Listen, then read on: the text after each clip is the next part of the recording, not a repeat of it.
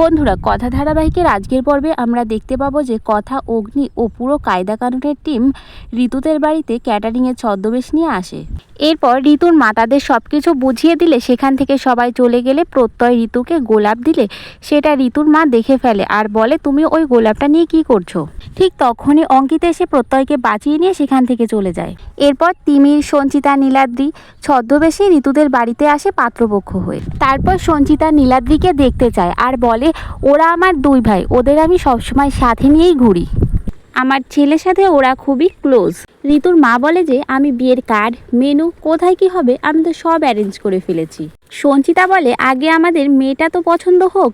তখন ঋতুর মা বলে যে, কেন, আমি তো মেয়ের ছবি পাঠিয়ে দিয়েছি, পছন্দ না হওয়ার কি আছে? এই সমস্ত কথাবার্তা কায়দা কানুনের সবাই শুনতে পায়।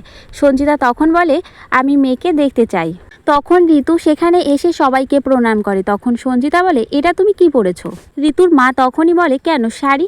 তখন সঞ্চিতা তার কাছ থেকে একটা ড্রেস বের করে দিয়ে বলে যে, তুমি এটা পরে আসো। তখন ঋতুর মা বলে যে, এটা তো সুইমিং কস্টিউম। সঞ্চিতা বলে যে, আমার ছেলে তো সবসময় সানবাদ নেয়, তো তোমাকেও তো এইসব অভ্যেস করতে হবে, যাও এটা পরে আসো। তখন ঋতুর মা বলে যে, তুই এটা পরবি না।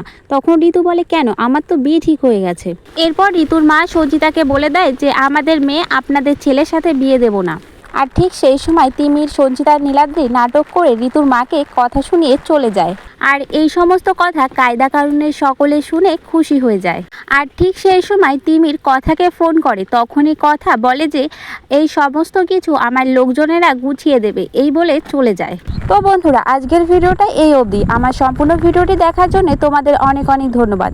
আমার চ্যানেলে নতুন বন্ধু হয়ে থাকলে চ্যানেলটিকে একটি সাবস্ক্রাইব করে দিও। দেখা হবে পরবর্তী ভিডিওতে।